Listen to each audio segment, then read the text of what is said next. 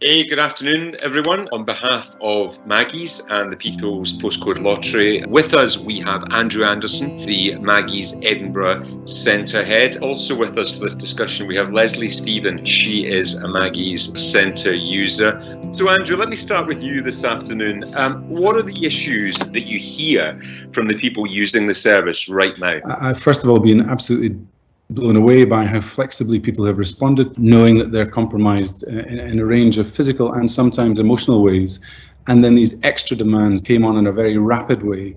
The keenness from people is to want to come back to the centre for face-to-face support, but they're only keen to do it when it feels safe. The healthcare professionals who've come to the centre for a respite resource have said, look, I've signposted people to the centre and I knew it was a wonderful space, but I had no idea what an extraordinary space it was. And I had no idea that you ran all of these types of programs and courses and workshops. Someone's asking, how do we cope with living in fear?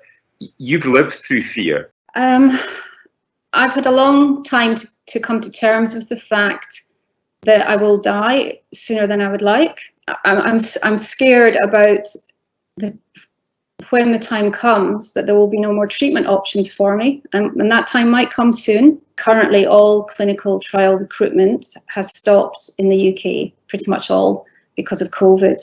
It's likely I will have to come off this clinical trial that has given me 4.5 years of life I really didn't expect to have. So just that change in itself is really quite worrying for me. Cancer is much more of an impactful disease than coronavirus is in terms of the amount of people who will die of a cancer diagnosis or be affected by a cancer diagnosis. So there has to be a parity and there has to be a rebalancing of that focus. At the moment, one of the safest things you could do is to come to Maggie's, because it's a protected space with healthcare professionals that are aware of that.